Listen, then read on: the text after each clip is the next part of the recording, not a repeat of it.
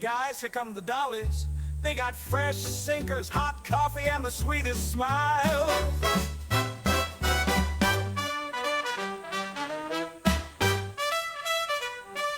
Welcome back to the Clubmobile, everybody. We're so happy to have you. Hi, everyone. Welcome back. Joining us today, we're so excited. Joining us today is Mel Bloom, founder of the 350 Girls.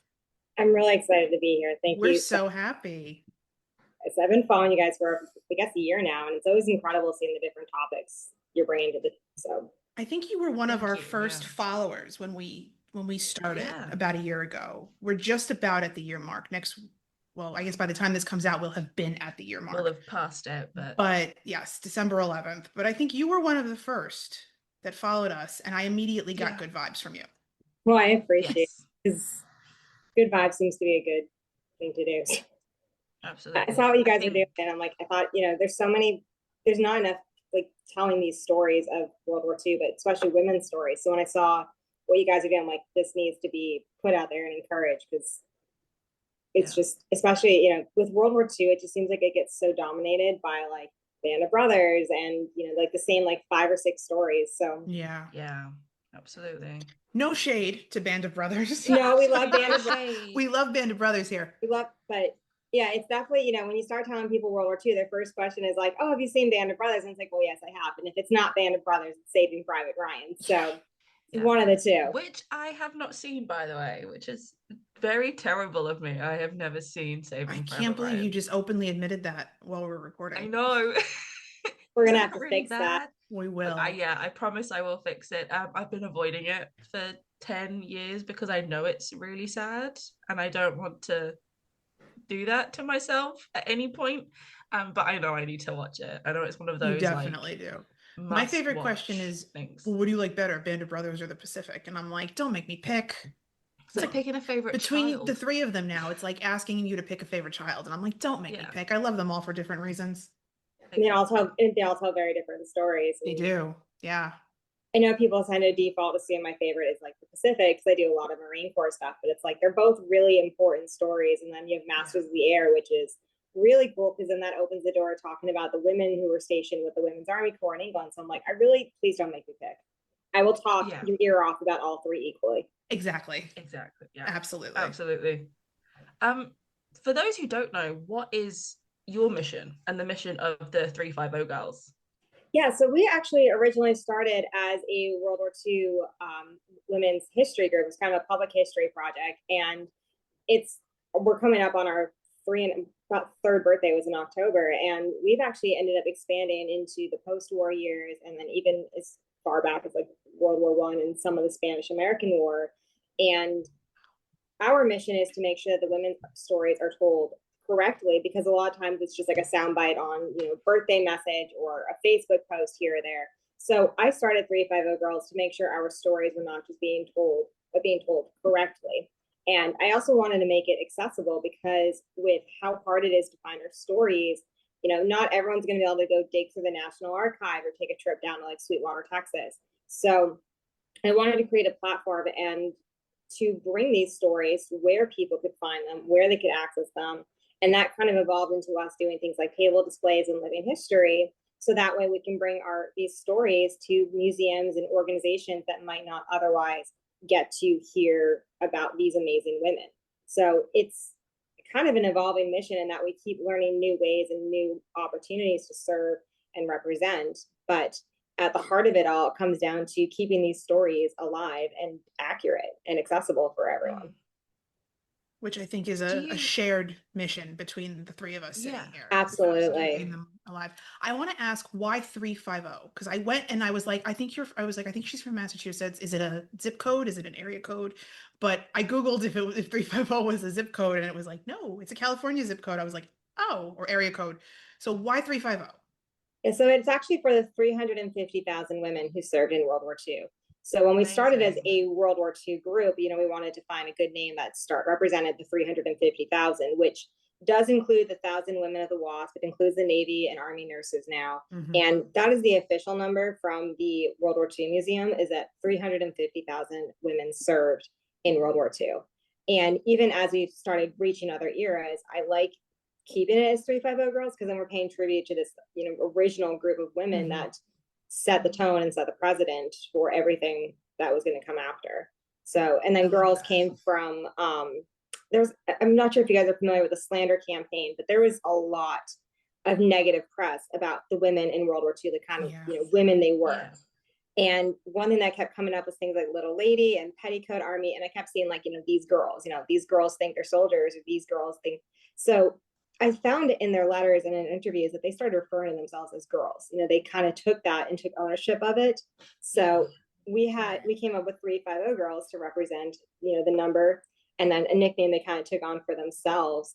And it's, we sat on the name for about 6 months before I actually launched it, because I was like, I want to make sure this sounds good and going to be an appropriate representation. But even with, as we, like I said, we expand, I wanted to pay tribute to that original 350. Yeah, I love that. I love that you obviously went along with the history of the name itself, and I feel like everyone calling them girls was such an infantilization of these women. They never labeled them women because they saw them as lesser than themselves. Yes.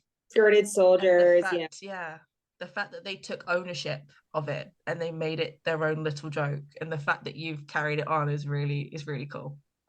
I appreciate it. I hope, I hope we make them proud, but it's like, it's amazing what they put up with. And when we were looking at like names, it was like, we found every variation of insult. And we were like, we want to make sure we find something that's actually what they approved of, and not something that we think sounds cool, but back then was considered kind of inappropriate. And I think, Petticoat Army was a second choice, but that would have also been very cute. I really like that. But that one, it was harder to tell if they actually liked it or not. Yeah, of course. Yeah. If you ever start a podcast, you could call it the Petticoat Army. I could, because that one actually goes back to the Civil War. So that's really that cool. opens some doors. Do you find that now that you're telling more stories than just World War II centric stories, do you find that the themes differ between wars, or do you find a specific theme because women have never been treated as they should have been treated? It's actually kind of amazing, because I started looking into what women were doing all the way back. It's like the Revolutionary War, because we're in Massachusetts, so it's been all things 250th. And it was really interesting because I started looking into George Washington had a system for nurses. Like, there was a pay scale, there's hierarchy, no uniform, but there was still like a set organization for the nurses. And then I was comparing it to what the Red Cross was doing in the Spanish American War with their nurses, and then up to the modern day nurse system. And it all actually tracks, and everything that we've done as women in the military kind of builds. So that's why we actually started expanding into other eras, because it was like, I can't tell the story of World War II and talk about context without being like, hey, actually this goes back to like George Washington, or this goes back to the Spanish American War, World War One. And there are those themes where it's like everything that has been done before is still so present in how we still serve in the military today as women. Yeah. But we stand on the shoulders of everyone who came before us. Of course. Absolutely. Was it learning things like this that made you enlist? Was this a thing that you always knew and loved and then enlisted off the back of that? Or did you enlist completely independently and learn all this later on? It's kind of funny that I actually had no idea about any of this when I joined. Really? I joined for a few different reasons. I mean, I grew up in the aftermath of 9/11, so that was a big piece of my enlistment.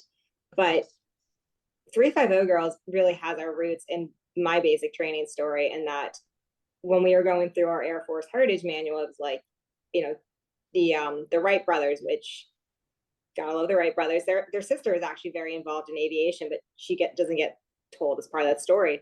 But the Doolittle Raiders, Hap Arnold, all these like really essential characters in Air Force history. And then there's Chief Master Sergeant Grace Peterson, and there's just a little blurb in there that she was part of the Women's Air Force, and that was it. And from there, it was like, well, what's the Women's Air Force? Why are we not being taught about it? And it just kind of spiraled from there. So I actually did not know a whole lot of this when I joined up. And then when I was noticing there was all these like kind of moments where women's history was kind of briefly mention, and then we move on to something else. And I was stationed in Grand Forks, North Dakota, which is middle of nowhere. So I had time to do the research and really get into it. But I didn't really know what I was going to do with it. I was just kind of interested in it. I just wanted to know for my own curiosity. And I didn't really expect it to kind of turn into this. And here I am 10 years later. You jumped into a rabbit hole that it kind of spiraled very and on it brand keeps for spiraling. Gabby and I too. Yeah. What is it that Kara says? You pull on a thread and then all of a sudden the whole spool like unravels and you have all this information in front of you. Well, that's kind of how our Rev War research started. I started that thinking I'm going to find, I'm curious what was going on here in New England during Patriots Day during World War II. And I had found something about a Bostonian nurse that was taken POW in the Pacific, and they celebrated Patriots Day in the POW camp. And then I started like going even further back and like, how has Patriots Day been recognized? And next thing I know, I'm researching like George Washington and the nurses. And I'm like, well, there's no unknowing that. That's going to have to come into an episode. So. You kind of feel like there's an episode of Always Sunny in Philadelphia where he's got multiple pins and strings on a map and he's frantically I always say that's us, right? That's us. Yeah, it's always you begin one thing and it bleeds into another thing, and then you find something else is related to something else, and then you find out the whole time that their name has been spelt wrong in records. So then that starts a whole other pylon of research. We figured out that Tatty Spatz from the Red Cross her name was spelled Catherine with an A, like Catherine, not Catherine with the E. And once you drop that E and put the A in there is everything you could possibly imagine on her. And I remember you called me one night. You were like, "We've been spelling her name wrong." I said, "What do you mean?" We've been spelling her name wrong. I said, "How?" So there's only one way to spell two ways, K or a C. That's how you spell Catherine. And she goes, no, drop the E, put an A. And I was like, oh my God, there was everything. And then I remember finding the entire catalog of Life magazine photos that Bob Landry took at the 96th bomb group in 44, February 44. The whole thing. I said, oh my God. I don't think like there's even like a good way to describe like what that moment feels like when you just that like, feeling something is so great. Like especially with women, like if you figure out their maiden name and all of a sudden you're finding like the hometown reports about them joining, and it's like I've actually woken up my boyfriend in the middle of the night when I find things, but it's just like it feels like you found them, for lack of a better word. It's like you're bringing they're no longer forgotten, and it's just so exciting to be like, oh my gosh, I get to share this, and I get to tell people about you and your story and what you did. And it's like, it's definitely a justifiable cause for waking someone up at 3 a.m. I completely agree. I have been known to do the same thing, and it's usually me waking Gabby out of a stone cold sleep. Or I wake up to 12 messages in the morning and it's like, I found this, and this. And I'm like, okay. Mel, do you have a favorite subject you like to teach others about in terms of World War II women's history? Do you have a specific favorite person or just a subject overall?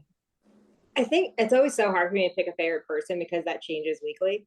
But I think for me, what I really am passionate about is really emphasizing the military nature of what they were doing. And I think that's a big piece of what gets lost as part of their story, is that people tend to forget that they were enlisted, they took risks, they were, signing military contracts and volunteering for, dangers unknown. And when I'm out there and I'm talking to people about, like, for example, the 6888 last year, or the women working in the motor pools in Hawaii, people are like, well, but they weren't really soldiers, or they weren't really, they were just sorting some mail, or they were just fixing Jeeps. And it's, I think probably my favorite thing to talk about is like, no, these are military women. These are military veterans, and they should be discussed and recognized as members of the military. And a lot of times people just kind of forget that. That's a sentence that I hate. Well, they only just did this. Okay. Well, I can, you could look at an Air Force, a member of the Air Force, let's just say, and say, well, he just flew a plane. Well, he was just the navigator. He wasn't the pilot, he was just the navigator. That's not, you would never catch anybody saying that about a man. a male member of the military. Well, and it was Why do interesting we because, why do we say it about the women? It bothers me so much. and it happens all the time. Like in the aftermath of the 688 last year, we kept seeing comments where people are like, "Oh, Tyler Perry's making us think they were really veterans," or they weren't. All these things being like, this is being passed off as a military movie or a war movie, and it's just a feel good holiday movie. And I feel like I spent 3 months after the movie came out just talking to people constantly, being like, "This is a military movie. Those are military women. Those are veterans. They just they." And it just kind of amazed me how many people genuinely did not think they were military. And that was the part that shocked me, was how prevalent that opinion is. So when I'm at an event and people look at me and they're like, "Well, you're just doing this," or talking to the guys and not giving me the time of day, it's like, I have a military story to share with you as well. And it's important that you hear it, because it's not what you're used to hearing. But I have to convince people just to even understand that this is a military story. Yeah. As a woman veteran yourself, do you still feel that the same treatment is still prevalent today in our modern times? I think it's really easy for people to discredit what women do. And it kind of going back to that Rev War story that I was looking at, and realizing just how critical all of those roles were that women were fulfilling. They tend to be the most invisible, but we're looking at things like nursing, cooking, laundry, things that any army, any military needs to be successful. You can't just win on combat and strength alone. So when they're discrediting women's service because, oh, they just work in finance, oh, they're just PR, oh, they're just a dental assistant, it's like, well, I'd like to see the army function without laundry, payroll, clean clothes, and hot food. And not saying that it's interesting, because that does carry all through American history, where it's like, we're discrediting women simply based on the fact that they are not combat mission, but then we completely underestimate just how critical their services are for a successful fight. What did you do in the military? What was your rank and what was your job? So I am a one-term, so I did my one enlistment and got out, and I was a base records manager. So I have one of those jobs that people look at and go, well, that doesn't really count. And, what's the worst you can do? You can give me a paper cut. And actually I can put you to sleep with presentation. I'm very good at that. But exactly. Those are very lethal. Anyone who sat through a training briefing is going to be like, yep, those things are deadly. But when I'm talking to women veterans, it's important for me to be like, look, and on paper, I was a secretary. I did one enlistment. I never deployed. And if I'm out here telling my story, there's no reason you shouldn't be. And if I can stand up and say, hey, my service counted, and I did everything that people say discounts my service. But if I can tell you that I'm a veteran, so can you. And that was important to me. It was recognizing that when I describe, because I'm completely guilty of not owning my veteran status. Like, it's taken me almost 7 or 8 years to fully own that I am a veteran. But I was realizing that with what I do with 350, for me to be like, hey, you're a veteran, but I'm not. It's, one, hypocritical, and two, it doesn't make it easier for other people to be like, well, why is she ashamed? Right. Yeah. So it's uncomfortable, and I recognize that it's, going back to World War II, we get women who are like, oh, you don't want my story, I just did this. And I only flew a plane. I only set the precedent. Right. I only did this, and I only left my family home and trained for weeks and weeks to be able to serve my country, even though it wasn't actually recognized for 30 something years, which is, that still makes me so angry that these women were ignored for so long, and it hasn't changed. I still feel like women veterans of our time are ignored based upon the fact that they're not holding combat positions, or they're not holding combat positions, or they're just not at home serving a man. I feel like all this progress we make, and then we just divert right back. It's been such a hard year for that. And it's tough because women, when we think about the definition of combat, And there have been women who have been serving in combat roles and that kind of discrediting that we're seeing. It's like, okay, well, if a woman was near the front lines, like the Hello Girls in World War One or the nurses, we're like, well, that technically counts as being on the front lines. You've got nurses with all these like battle awards that they earn for their service. We've got the nurses that were landing on Iwo Jima. And when women are in combat, it's frustrating how quickly that conversation turns to, well, here's why it doesn't count. Like, okay, maybe they weren't Iwo Jima, but it's not like they had a rifle. And it's like, no, they just stabilized a bunch of men, landed in, risking shot and triaged them and got them, up the survival rate. Right. But yeah, no, that doesn't count as combat. And it's like, it's really frustrating how often we have to deal with kind of unpacking that legend and telling people like, this is still important. This still matters. And it feels like people jump through all these hoops to justify why their point of view on why it doesn't count. And one thing that we find a lot is that when people do want to talk about women's World War II service, is that they're comfortable with certain roles. Like they have no problem if grandma was like a nurse or a Rosie, that's a cute ladylike, they were with the Red Cross. And you're talking, you start talking about like, well, they were doing this, they were like, involved with motor pool or something less ladylike or something that may have been more directly involved in combat, and they shut it down. Right. It's like grandma could be a nurse, grandma could be, even a WASP pilot. That's kind of cool now. But there are certain roles that people still are like, we don't want to think about women being involved in that. Right. Like even like women code breakers in the waves. And it's like, you say, oh, she was a code breaker. And they go, oh. Yeah. There's always women were holding so many STEM roles. Like women in the Navy and in the Army were helping build those bomb computers in the middle of nowhere, Dayton, Ohio. And it's been really tough. I mean, over the recent years, we started seeing more people acknowledging that women were involved in those projects. But a lot of times in the past, before that book came out about the Code Girls, when you did find information on the code breakers, the women were never mentioned. They wanted to acknowledge their invention and what they had created, but not give them credit for actually the work they did. Yeah, it's even like the Calutron girls in Oak Ridge, Tennessee. It's they managed the uranium for the atomic bomb, and they didn't even know what they were really managing. But who got credit for the atomic bomb? Not the men. The men did, not the women. But why did they bring in the women? And she said too, she goes, it's because the men couldn't keep their mouths shut. They couldn't stop talking about it. The men couldn't trust a man to not keep a secret. Colonel Streeter of the Marine Corps actually wrote a really interesting memo after towards the end of the war. She very clearly felt women were going to be utilized again. And she came up with a classification of jobs that she was like, women can do this, as good as the men or better. Women are just as good as the men. This is the male only role. But there was a couple of jobs she was just like, women should only be allowed to do X, Y, and Z because they're precise, they're detail oriented, they don't get flustered. And it was interesting seeing her notes where she's looking at this being like, there are some jobs where it was known that women excelled in this role and may have actually done better than the men and should be considered for this. Right. But she did acknowledge, maybe there are some things women just won't be able to do. But they were having those conversations. I think Eisenhower even made a note like, oh, women were better at like certain things than others. And it's just that's kind of gone away in the last 80 years that they were recognized for that.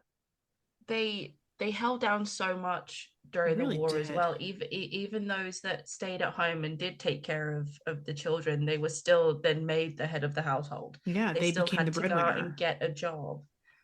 They still had to then control everything that their husband had controlled, and they'd found this newfound independence. And I think the thing that makes me the maddest about the whole thing is that the second the men came home, it was given straight back to the men. It wasn't a case of, oh, now we can share things. Now you can go out and earn money, and I also can. The jobs were instantly given back to the men who had just come home from war, who were incredibly traumatized. A lot of them had lost limbs and lost every friend they could think of.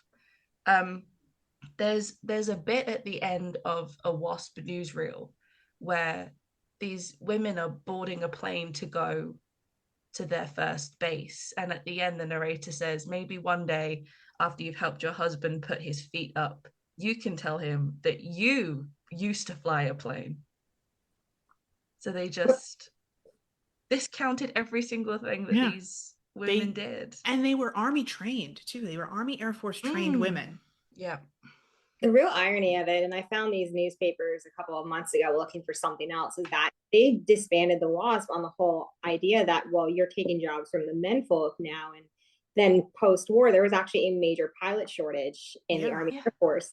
And they were just like, where'd all of our skilled pilots go? And it's like, well, you sent them home to raise children. Like, you can't complain about this, but it was in the newspapers, like, where'd all the pilots go? Why can't the AAF recruit enough pilots? And it was like, you sent them home. You have short-term over memory. 1,000 pilots. Yeah.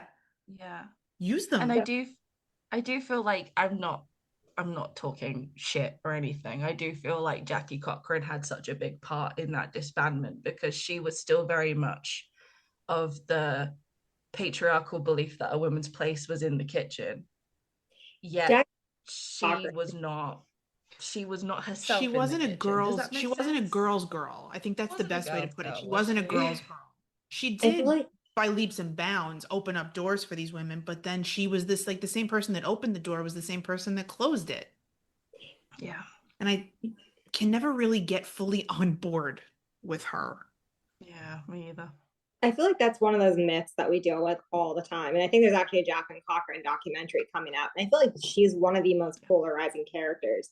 And we talk about how, she was all for women, but she still was very specific about who she was including and how she did not, there was no, you had to be white to be a WASP and you had to be in makeup and you still had to, know the right people. And yet she's really the figurehead that's emerged, and Nancy Harkness Love just kind of disappears into the background. And even in basic training or anywhere around the Air Force, we're a lot more likely to hear about Jacqueline Cochran well before we hear about any of the other women involved. And they always kind of gloss over the things that Jacqueline Cochran did, where it was like they weren't going to make her a major and they weren't going to put her in charge. So she was like, well, if I can't be in charge, then nobody gets to do this. And it's tough because people are so defensive of her, and it's like, I'm not, like you said, I'm not shit talking her. I'm not, putting her down. She did a lot for women in aviation, but she also did a lot of harm. So when we talk about like context in, it was 350, it's like, we want to tell the entire picture. But the problem with talking about women is that as soon as you start talking about things that may not be flattering or might go against what people know, they get so defensive and just shut it down. And it's like, they were still human. We can't put anybody on a pedestal. We need to be talking about the entire picture that was like Jacqueline Cochran and the WASP and how all that went down. And people just don't want to hear it because it's uncomfortable, because we've been kind of taught that Jacqueline Cochran was like this aviation hero for women. Yeah. So I'm not trying to accusatory. Yeah. No. It's a tough topic, but it has to be said. Yeah, of course. I feel like there's no discredit of like, she did have a tough life. She had a very tough upbringing. And did she really bring herself out of the ashes? Absolutely. Like no discredit to that at all. She really did. But I think her involvement with the WASP, her creation of the WASP, kind of pushing Nancy off to the side was very selfish. She was definitely not a girl's girl, is a good No, she wasn't. Like, she was about promoting herself. And she was very successful in that endeavor, and a lot of women benefited from what she wanted to do. But as soon as it stopped benefiting her, we see her basically turn off her advocacy, and that kind of continues through the 50s and 60s. Right. Yeah. Especially because sort of like I feel like of a tantrum. She did. She joined the ATA. She went over to join the ATA, and as soon as she was grounded, which I didn't know this until recently, she was grounded from flying because she had like sinus issues and she couldn't, the altitude would cause her like severe nosebleeds. As soon as she was grounded, then she became almost like the glad hand or the host. And she did that until she heard about Nancy. And as soon as she heard about Nancy, she dropped the ATA and hot-footed back to the States and was like, well, in Hap Arnold's faith, what about me? Well, what about you? He gave you, right? He gave you this entire thing to manage the American women in the ATA, but it wasn't enough. Still wasn't good enough. Had to come back. Had to take more almost. And that's, she opened a lot, like I said, she opened a lot of doors, but she closed the same doors that she opened. And I think that that's something I will never fully be on board with. It's such a tough conversation around, some of these, one of the other conversations we have a lot is the conversation around race. And one of the things that we have to acknowledge with the work we're doing is that this was a tremendous opportunity for women but at the same time, we're looking at the recruiting standards of something like the Marines or the Navy, and you can tell that's going to really be aimed at like, college educated, middle class white women. Right. And the Marines didn't allow women of color to serve until 1949. And the WAYS is 1944. So we do have, the Women's Army Corps, which was amazing, but a lot of times I have to remind people that this was still, the 1940s, and it was still very much the politics of that era. The Army wasn't desegregated until 48. And I know it's tough for people to hear, like, well, maybe this was discriminatory and it may not have been an equal opportunity.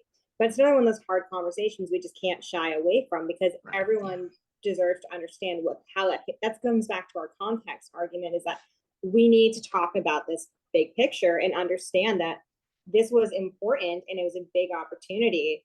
But if you weren't, in certain criteria, the odds of you, because I've met women who were like, oh, they wanted to join the Navy, but they didn't have a college education, or they weren't from the right neighborhood, and they joined the Women's Army Corps.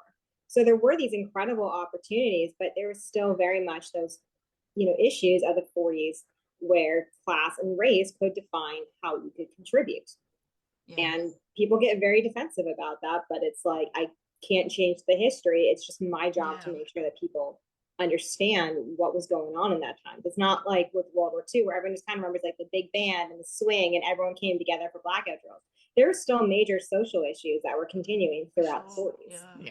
So it's a tough conversation. That's a major thing that I find today with history, is that people get very upset if they don't like something that happened in history. And it's like, well, it happened. It happened, right? You can't change it. So the best we can do is educate ourselves and each other on what happened, and either try not to do it again or move forward, right? Take the reins, take control. But I feel like you're right. There's tough conversations, and people don't want to acknowledge that there were certain inadequacies in history, but that's history, and that's why they call it history.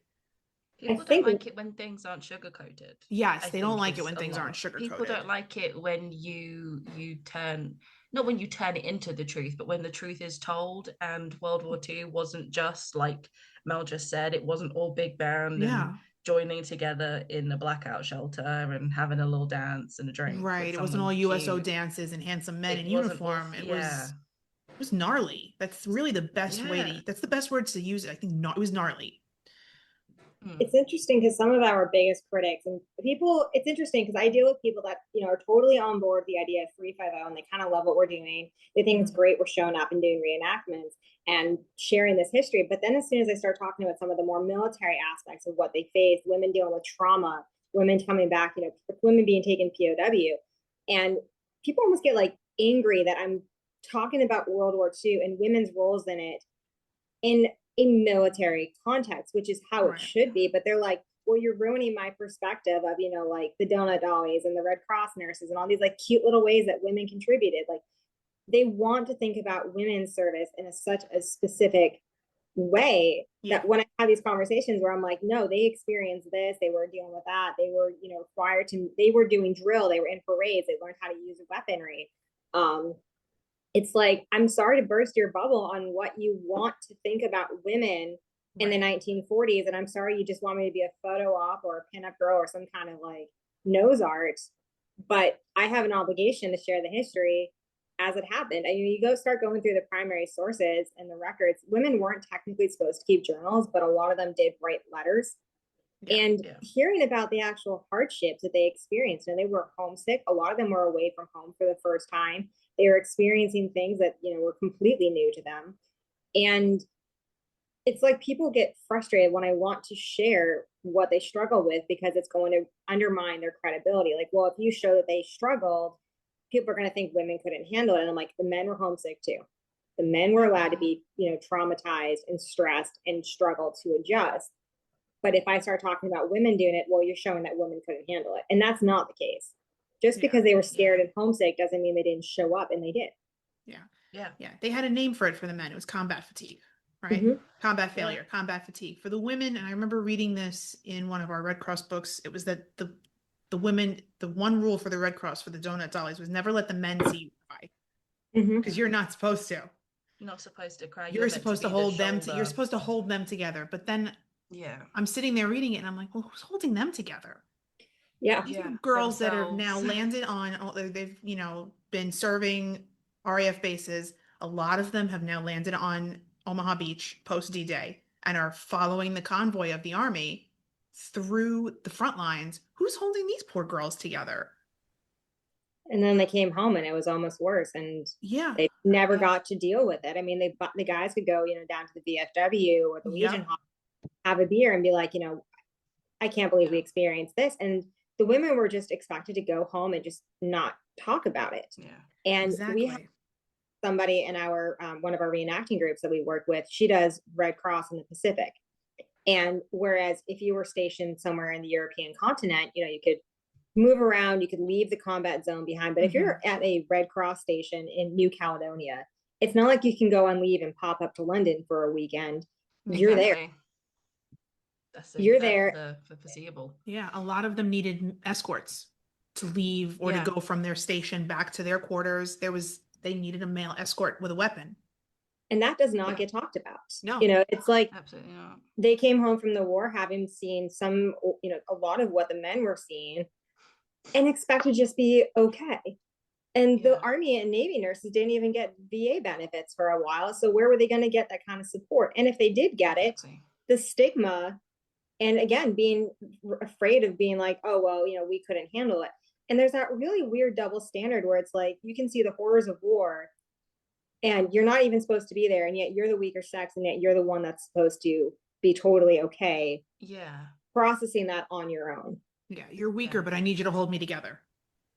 Yeah. It's Absolutely. an That incredible actually- double standard. It is. It's a It terrible actually leads double standard. it leads into a question that I wanted to ask, where I wanted to ask if these women were essentially dropped from military life right after, whereas the men were supported, the women were not.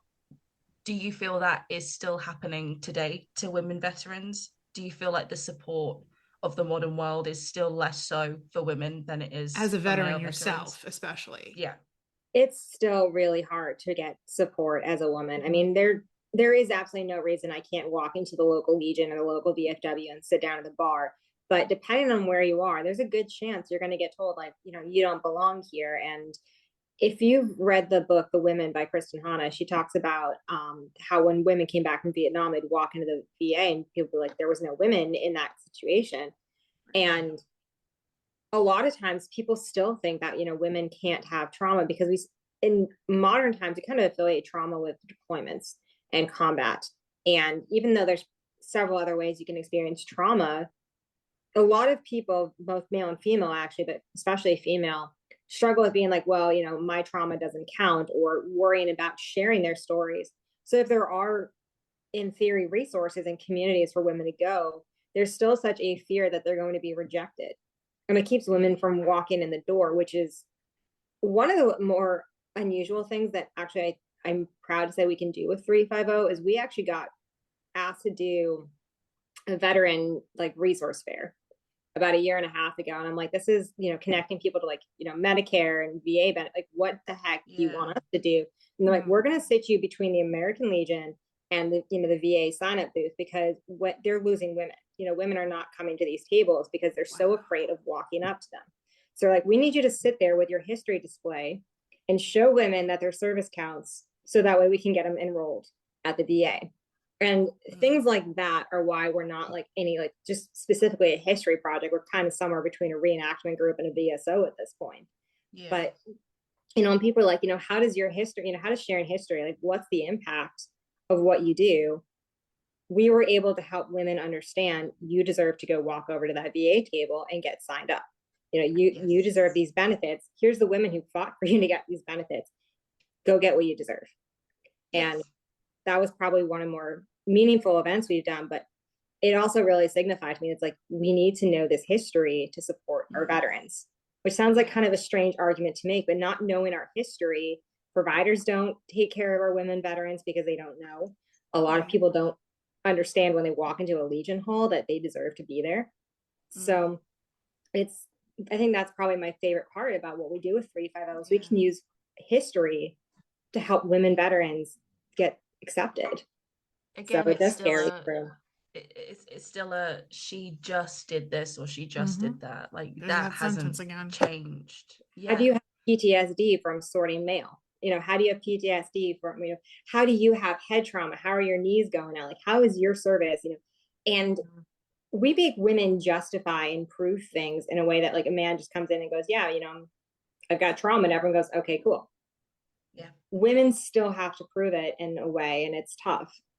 In an embarrassing way, I've realized too, is that they have to make fools of themselves to be heard, especially by medical personnel.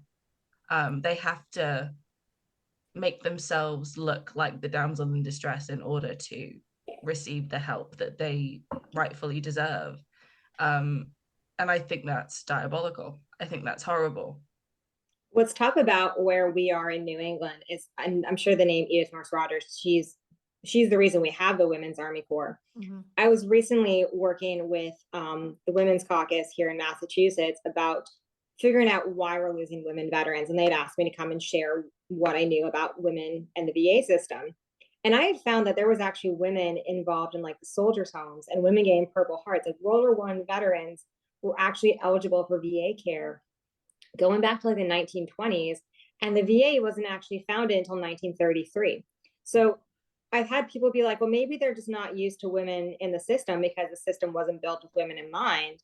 But then I went and did the research, and I'm like, well, there was women in soldiers' homes, and the Bedford VA was one of two hospitals that was actually designed for the World War II women veterans. There's two. There was one in Washington State, and the other one's here in Bedford. And they were both designed to incorporate women veterans. So whenever I go to the Bedford VA and I'm like getting rejected as a woman at this VA, I'm like, this is almost worse because I know you were designed to treat women veterans. Right. So there's really no excuse, but it's like we really getting rejected for care at the Edith Norris Rogers VA is always a little bit extra special. It's like that's not what she wanted. She specifically wanted women veterans to be taken care of, and that's gone completely lost. She was thinking about it. She was a World War I Red Cross nurse, and she was like, we got to take care of our women veterans, and fought for that, and we just kind of lost it. It's been kind of kicked out from under women that rightfully deserve it, and it's horrible. It's embarrassing. It's shameful. It is. And especially since like I said, we have been involved in the VA since the VA started. So anytime they're just like, well, the VA wasn't meant for women, it's like, actually, that's wrong. Yeah. It was meant for women. It was designed. Mm-hmm. It's just more proof that they would never and possibly will never take a woman veteran seriously, because in a post-war world, they never counted them as veterans, like you said. They never. And then a lot of these women were not officially militarized until 30, 40 years after their service. So a lot of them weren't buried with military honors. A lot of them weren't given the flag. A lot of them weren't, like, their children weren't given the money that they rightfully deserved from the VA either. So many things have like snowballed from it being designed for women, and then the men coming in and sort of snatching that away. Yeah. Until the women themselves fought for it. One thing I learned recently is, we've all heard about, women's Air Force service pilots getting their veteran benefits in 1977. Mm-hmm. And I just learned recently that the Hello Girls got their veteran benefits at the same time. And that's not a story I've heard. So, wow. It was, so when they signed that GI Bill and signed that veteran status, it was interesting because not only were the Hello Girls getting their recognition in the 70s, the women's Air Force service pilots, that was the same era where the women's Air Force. So when we do Vietnam events now, it's our opportunity to talk about this massive culture of change that was happening for women in the 70s. The WASP and the Hello Girls were getting their veteran status. Women were being allowed into service academies. Women were being allowed into different roles. And it's like the secondary wave of change for women that kind of parallels the 40s. But nobody was talking about the 1970s when I started doing this. And that's one of the newer eras we started researching and looking into. But looking into that and realizing just how much was changing for women in that era, and realizing how few people know about that, because a lot of this combat stuff, they're like, well, women can't fly. And it's like they were authorized in the 40s and then authorized again in the 70s. and it's just not talked about. We know about the WASP, we don't know about the 70s. Right. And even in the 70s, they said these are the first women to ever fly Yeah. with the US Air Force. And the women from the WASP stood up and said, wait a second. You are not the Absolutely first not. women. You are not the first women. We were the first women. It's And like the it's fire amazing how restarted in quickly, them. it really just amazes me how quickly America went from praising these girls to then, as soon as militarization was on the table in 44 or late 44, yeah, early 44, because they were disbanded in Yeah. late 44. As soon as militarization was on the table, the entire country turned their back on them. Yeah. And the press was The scathing. They went from press praising was all of these women. terrible. And And Jackie then, Cochran said to them, don't say anything. yeah, keep your mouth Keep shut. your mouth shut. Be a lady, Yeah. keep your mouth shut. One of the issues I take, and I love the 688 movie for a lot of reasons. I think it was a really important film. But one of the injustices I think about the film is that at the end of the movie, there's that really heartwarming scene where they get applause and recognized and thanked for their service. Yeah. And whenever we've done screenings, I have, gotten up and been like, great, happy ending. But the reality is that was not what happened. And Yeah. I'm not I'm not really comfortable with them rewriting history and being like, oh, we did recognize these women. We did give them credit back in the 40s. I want people to know that it wasn't until like the late 90s, early 2000s where the 6888 really started to get noticed.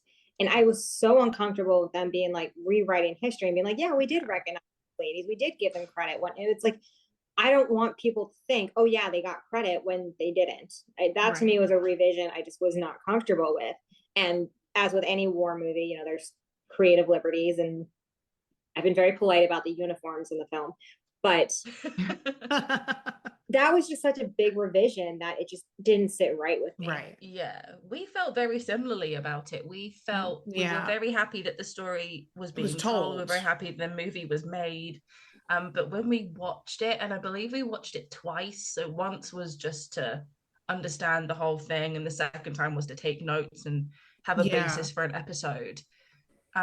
We agreed that we didn't really like it because it felt too Hollywood romancy as opposed to accurate war history. I remember watching it and saying, well, why? I mean, I understand why you're telling a love story. You've got to kind of brand it somehow. It's going on Netflix. Yeah, you've got to but why are we putting the entire emphasis on the love story? And yes, okay, it ties back to the importance of the male, no male, no morale.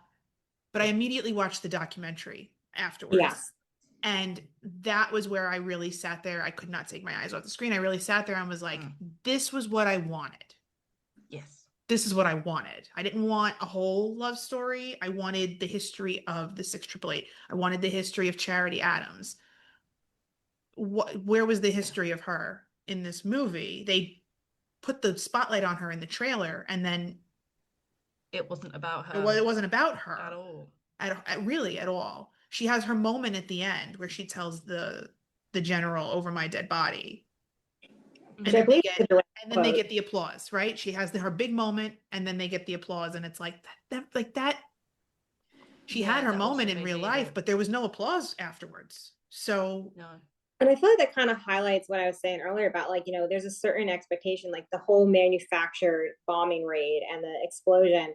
And it's like, if it's going to be a war movie, nobody wants to see a war movie of them actually freezing their butts off in a warehouse. But the reality is that's most people's war experience. It's not going to be, I think the most recent number I found was like 1 in 5 will actually serve, like 1 in 5 soldiers are actually in a combat role, and the rest are slugging it out in a freezing cold warehouse, sorting mail, doing all this, not so and it would have been kind of cool. I mean, it wouldn't have made a very good movie, unfortunately, for Hollywood standards, but I think it could have been really important to show their service as it happened. It was not glamorous. It was not necessarily, a bombing raid and love stories, but that's the reality of wars. It's not actually that glamorous or exciting or dramatic. Yeah. It had a lot of potential.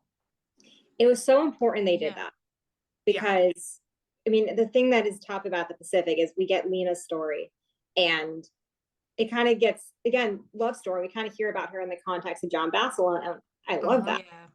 But it's like you went through all this effort of researching the WR and getting the women out there, and it's like we could have expanded on why women were in the Marines. It's just kind of an accepted fact in that universe. And it's like, this guy's coming back from the Pacific, And while he's been away, they've introduced women into the Marine Corps, and he's just like, okay, cool. And where's the Yeah, first place we see her in the show as well? We see her in the kitchen. Yes. Yeah. And it's funny because I think the uniform they're wearing is actually a whack uniform, because I've seen photos of WRs in the kitchen and they're wearing like the coveralls, which we do see later, but they put her in like this little cute white outfit. You know, it's very, they did. And yes, you know, yes, that was her job, but it was interesting because it was like, that was again, that kind of picture of here's what's acceptable for women. You know, you can be the love interest, you can be in a little outfit, and you can be in the kitchen. And I think that's one of the only things I wish I could have seen more in, is like, what was her story? Yeah. You know, she had a storyline of her own, because her service was remarkable. Yes. And yes, Hollywood does tell these stories and it's important, but it's like, it still has to be within those parameters I mentioned, where it has to be kind of palatable and cute and soft and socially acceptable. And not as gory as the rest of the Pacific was. There has to be some kind of softness somewhere. Yeah. Now I'm thinking about it, Gabby. I believe Jacqueline sent us a picture of John and Lena when Lena's in that big baggy coverall uniform. Yeah, I think she did. I have to look for it. They stood outside a hut together, and he's got his arm around her, and she's like smiling so big. So yeah, there is a picture of her in that big baggy coverall thing. It's adorable. I mean, the WRs had the best uniforms, but it was still a military uniform, and it was still World War II with, you know, all the supply chain issues that go with it. And they didn't know how to dress women. So it's like they had some things that were really well done. But I always love wearing like my coveralls or my fatigue uniform for when I'm doing the motor pool work. And people are like, comfy. They would not have looked like that, would they? And I'm like, oh, yes, they did. They look like this a lot more than we want to admit. It's like when the WASP were starting their training and they were like, well, we have nothing for you but these leftover men's flight suits. So here, have these and, you know, do what you can with it. Make it fit. Roll them up, cinch the waist, make it fit. And these girls are so petite and the sleeves are hanging off of their arms. And it's like, and then they said, well, all right, well, get in a plane. Go ahead, go fly. Yeah, go do that. Roll your sleeves up and go fly. One of the things I love about doing the living history is when I get to kind of experience some of those like issues. So I'm putting together the general's uniform now, which is the WASP uniform, which is like the men's khaki pants, the leather jacket and the white button down. And instead of trying to find khaki pants that fit me, I was like, I'm going to get a pair of men's pants that, you know, for the Army Air Force and get them tailored and see how it goes. And I brought him to the tailor that I trust with the uniforms here. And he's pinning and looking, and he's like, is this supposed to look good? And I'm like, no. And he's like, okay, well, it's not. It's going to fit weird. It's going to get, this is not meant for you. And I'm like, I've been trying to kind of recreate that experience. Like, what was it like for them getting these uniform issues and trying to make it look good? And he's like, it's not going to look good. And I'm like, I know, it's just, that's how it was. And I'm actually really happy I had that experience. But I'm like thinking about what it must have been like and being handed this uniform and being like, here you go. Right. We gotta make the best we can do for you. Yeah. It's not a good uniform. It is not a good look. Do you have any that are your favorite and your least favorite? Which one is sensory overload? Get this off me before I rip it off myself. Do you have like a nice one? Yeah, I hate the Army uniforms. And I mean, I feel like I'm about to get like hated on, but it is the most itchy and ill-fitting. And I represent an officer, which means that I get to kind of get away some private purchase items, or I could get nicer quality. But that wool shirt for the Army that buttons up here and then you've got to tie, like you come out at the end of the day and you've just got like your whole neck is raw. Oh. And it just, you don't feel good. And it's always interesting for me whenever my Air Force uniform is terrible. Everyone who's in the air, like it's not a good look. And it was interesting because, you know, then I wear like even like a 1950s Air Force uniform or a Marine uniform, and you stand a little taller and you're like, this looks good. I feel good. You know, I look like I'm actually representing, you know, my service. And you wear something like the WAC uniform and you're just like, I just want to go hide in a corner. Yeah. I do not want to be seen. And like, and that was, you know, that was by design. You know, they didn't want to have a fancy uniform because they didn't want the women to be seen as like clothes, you know, obsessed with fashion, because they didn't want them to get that frivolous little ladies mentality. So that I called hobby was like, I want them as close to the men's uniforms as possible, colors, materials. I don't want them to look good. I don't care if they look good. So it's really interesting when I do something like Marines, which is designed to look good and designed to make you feel classy and designed to like recruit. And then I put on the WAC uniform and it's like itchy and ill-fitting and just not comfortable and not even a functional uniform. It's like, how the heck am I supposed to do my job in this? In this. Yeah. So it's interesting seeing the two approaches where it's like, this is going to be a recruiting uniform and this is going to be, draw no attention to yourself. But the Women's Army Corps came first. So I think they kind of figured all that out. And the Marines were like, the WAC is having a hard time with their uniforms. Right. Yeah. So I love wearing any of the Marine uniforms, but the Navy uniforms are definitely a close second. Yeah. All of them look amazing. I'm on the hunt for like Yeah. anything that could resemble like a donut dollies, the jumpsuit, the blue pants with the cropped jacket. Yeah. I've got nowhere to put it in I've my got nowhere apartment. to put it either, but maybe I would nowhere to like stick sleep it. in it, wear it to bed. I don't know. I have nowhere to put it, Lay but it I want one. nicely in the closet. Yeah. We do have a storage facility, but whenever we're gearing up for an event, I have a closet in my bedroom and I won't pretend that's not the reenacting closet, and all of my clothes are in the front closet. So we'd have to do the same functionality. That's functionality. As much as I want to say I've never bought books I don't have space for, or uniform items we don't have space for, it's like, I'm gonna get it and make space for it. That's just the rule. rule. Make space. Exactly. I'm always like, I'll get it and I'll figure out what to do with it later. I'll figure out which way it goes. Yeah. After that. I know a couple of folks who are getting ready to do like that, and I think it's so important seeing them at events, because I know there's like some people that get kind of territorial and being like, oh, I need to be the only one doing X, Y, and Z or whatever. Like, I don't want other people to be representing this. But I think it's so powerful, like when I'm at a reenactment and there's, multiple women running around doing like donut dollies or Red Cross in the European theater versus Pacific theater. Right. We've got, and, even if you're doing Women's Army Corps, if I'm doing motor pool and they're doing, like code breaking, I think it's so important for the public to see that there's, because a lot of times you just get kind of like a one perspective, like, okay, yes, this is a donut dolly, but she's in the European theater. What's that look like in another country or another state? Yeah.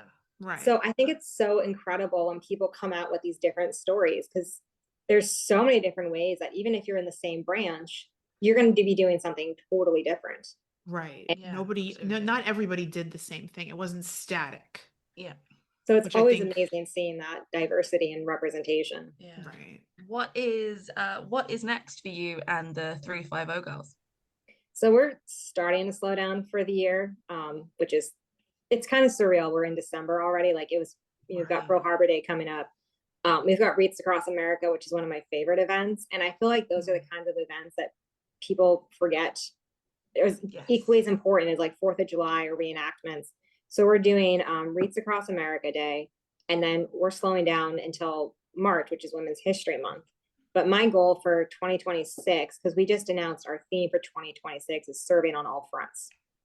So we are starting to look ahead to 2026 events and reaching out to museums and being like, hey, we've got lectures on this topic. We've got displays on this topic. Is there somewhere we can set up, and can we be a part of your event? So my goal is for just to keep building on the momentum from this year, because even with everything that could have gone sideways this year, we've lost funding, we lost venues with all this, like, can't be diversity topics. We still had a phenomenal year. We had 3 or 4 public events every month for going on 8 months in a row. Wow.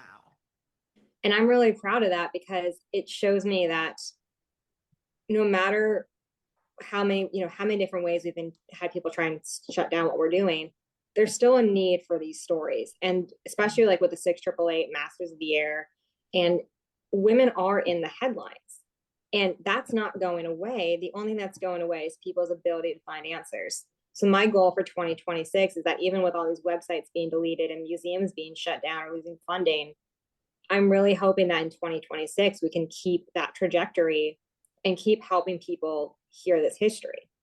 And I'm really looking forward to, these conversations and these opportunities we have.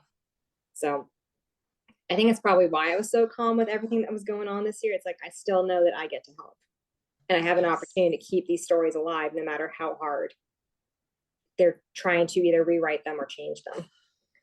Yeah. I feel like that's the best way to look at it. Nobody can stop you from sharing your knowledge, right? They could take away websites and funding, like you said, but nobody can actually silence you. which we're, is important. And we need to remember that the only people that can silence us are ourselves. So our job is to keep talking about it, keep it at the forefront. We've been getting absolutely. throttled on social media. Like we used to get 5,000 views on our TikTok, and now we're down to like a couple hundred views. And it's, there's things that I recognize, like we're going to be hampered by some of these algorithms. And I recognize that we're probably not going to be, it's probably not coming up on Google. So that's why I've been taking us offline as much as possible. Like last year, we were a lot more like, hey, we're going to put this on social media. And this year, I'm like, I'm getting out in front of people as much as I can, because I can't really count on social media to help us share this story. But if we start showing up at events, if we start showing up in more veteran events, we can help other people hear this and hope. And one of the questions I get asked is like, what happens if you show up to an event with like 5 people? That's 5 people who didn't know the story an hour ago. Exactly. So for me, it's just keeping it going. And that's my big hope for the upcoming year and moving forward. But I thought 350 was going to shutter after 6 months. I figured when I launched this, it was like, is there really that much interest in this story? And I'm finding that as we grow and as we evolve, like when we hosted a 688 screening here, I figured we'd get like 1 or 2 people. And we wound up having to basically franchise it with other local organizations that had 5 locations across Massachusetts to seat everybody. So I think that there is more interest for this. People just don't know how. So when we go out to the community and we go out and reach people, there is that interest. They just didn't know how to access it. Yeah, for sure. We felt the same about the podcast. We were like, we did 1 episode, we did 2 episodes. We were like, where is this going? Doing? Are we going to get what we like? Are we going to get are people going to get out of it what we want them to get out of it? Yeah. And now, are people going to care? Are people going to care about it as much as we care about it? Yes, exactly. Yeah. And it's amazing to see that, yes, people do care about it. There's certain episodes that come out that, people jump at it. It's like, Scott Gibson, or Matt Leach from Band of Brothers, like, they claw at it because it's the Pacific, it's Band of Brothers, and it's men. Sorry, guys. And there's others that we've done that we feel we're so proud of. We're so proud of them. We're like, this episode came out so great. The editing is great. The topic is great. And I watch the numbers on it and I go, well, it's women, and it's a strictly, it's not about a show. It's not about a movie. It's strictly the history of women or a group of women, and people don't know how to digest it. That's what I think. They just don't, they just don't know how. When I first started doing this, there was a couple of times where I get phone calls where they're like, hey, we want you to do a speech, but we're afraid you're going to like isolate people. So can you mention like the guys as well? Can you include? And I'm like, no, they're not, they're not including me in their lecture. They're not talking about my history in their lectures. But there was that very real fear that like, if I don't include this, and I'm fully aware that if we're trying to get like views on something, if we slap the Band of Brothers theme song in the back of the video, it's going to go a lot more viral, a lot more quickly. But there's just that you have to be so comfortable with acknowledging that there's going to be videos that like just bomb, or that people are going to be like, or people are going to start a fight. I love when people try and start a fight with me, and it's like, so that's fun. But for me, it's like 100%. It's like, I'm just going to keep putting it out there, and it's going to find its target audience. And it's so tough. And especially because social media likes to send me emails being like, if you spend $100, we're going to get you, 3,000 more views. And it's all about like upselling views. But I'm like, I'm not here about views. I'm trying to reach a specific audience. And if there's 5 people in that audience, okay, even if Facebook messages me every day and being like, hey, you're failing at social media. Because we get those emails from TikTok like, hey, you could do a little better with your views. And I'm like, but that's not what we're about. And it's kind of a tough platform to try and utilize. So, but yes, Facebook is basically, I get those from Facebook where it's like, if you verified your account, you could be budgeting X amount of dollars a day. And I'm like, no, thank you. That's not what we're here for. Like, we're not really, this isn't a money making, like, this isn't a cash grab for anybody. We get pressure to monetize. We've been asked if we have a Patreon. Like we do, that's probably the big thing for 2026 is figuring out our funding model to keep 350 sustainable and moving forward. But one of the things that bothers me so much is when I see women's history up for sale. Someone's like, oh, hey, I've got the uniform standards, but I'm going to hide it behind a paywall, or, I'm not going to give this information. And the way I see it, it's not up to me to make money off of this. It's not my place. It's not my history for sale. And when I see people putting this history up for sale or hiding it or limiting who can access it, it is my biggest pet peeve because we owe it to these women who served to make their history accessible. Yeah, absolutely. Absolutely. Absolutely. Look, is it good for certain things? Patreon? Yeah. Like, does it help you kind of keep the cost at bay to do certain things? Absolutely. I mean, it's like everything. It's got its pros, it's got its cons, but Exactly. to put the history itself behind a paywall, absolutely not. And Absolutely not. I mean, there's some places that's interesting. The World War II Museum. I don't know if you've ever tried like using their photography. They have so many amazing photos of the women in World War II, and they charge you like $500 for a download of an image. Like they've got This is the one in New Orleans. I so was just down there last, when was no, 2 it's an months. amazing museum, and they have It took so me much it took us information. 2 days to go through it. Yeah, but it was so incredible. And I said, "Do you have a display on the women?" And he said, "We had a display." He goes, "We had it. It was the temporary exhibit." He goes, "And now it's moved on to Atlanta." So he's like, "It's the exhibit exists." He's like, "You just have to go to Atlanta to see it." I got to I see it was, in New you Orleans. It did. was incredible. I was there Oh, when it opened, but oh, amazing.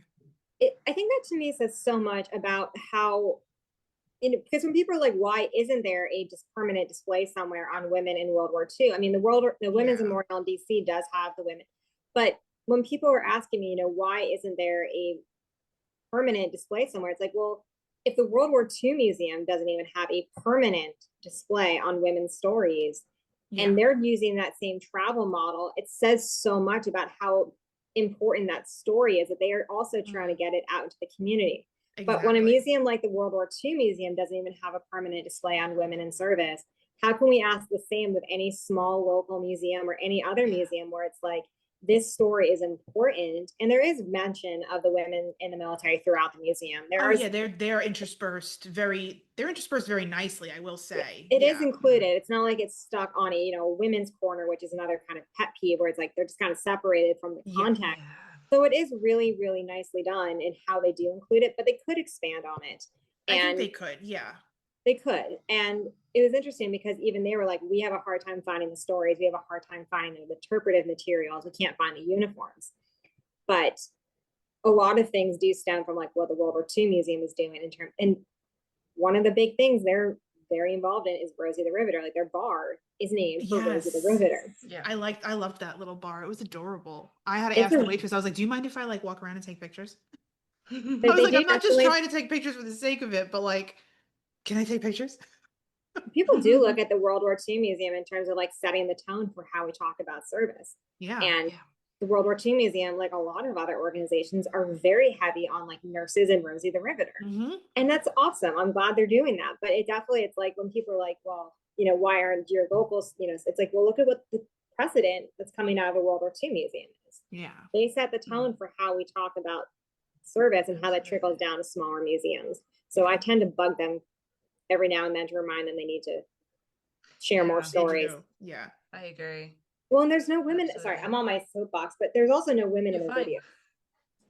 Yeah. If you go to like their theater, the Tom Hanks video, they don't mention a woman in the military at all.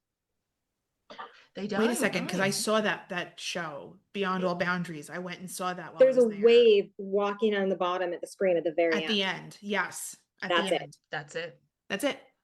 So the Jeez. bigger organizations really need to understand that what they do sets the tone. Yeah, I So absolutely agree. it's a great movie, but where's the women? Yeah. You think they were They never matter involved in just as World Oh, War much. II? it's a great film. I came out of it crying. I did too. Came out But of it's it like crying. And my dad looked at me and went, "Are you okay?" I was like, "Yep. No, no, I'm not Yep." okay. Promise. I promise I'm good.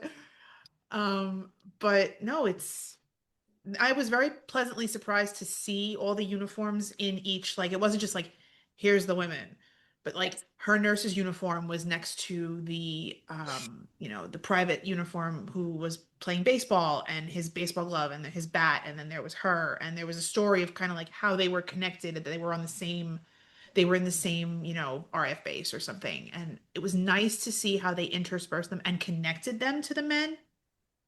and But put at the them in the same context of the theater they've served in. exactly, Because you exactly. do get the women's corner, which can be kind of problematic in its own way. Yeah. Which there was a display outside of one of the cafes. It was like it was a 6888 display, and it was mailboxes, and it was a big, like it was a tall spiraling, like looked like just a piece of art, and it had all letters, and it was just this spot for the 6888, and I was like, Mm. this is cool, but why isn't it in the display? Why isn't it in the walk through of the European theater? Why is it sitting outside of where I just had lunch? Yeah, why is it just kind of placed there? We run into that Yeah. event sometimes where people try and stick us in like the women's corner or the home front. And I'm really excited because we've got an event coming up next year where one of the things I really wanted to emphasize, and I got the green light to do it, is we are doing an American theater setup, because that kind of overlap between the home front and the American theater gets Yeah. lost. So we're actually getting the green light to designate the American theater as part of this event. So that way we're not dealing with that question of like, well, women, can't obviously be fit into this gallery, but it's still a military display in a military context. And I'm really excited because we're going to get to represent even like men's impressions, like training displays, men that were back here working and doing certain stateside roles. So it's like kind of a hidden piece of history that kind of gets lost to the home front. But then we have a place for the WASP reenactors to sit that isn't like next to, the Victory Yeah. Garden. Right.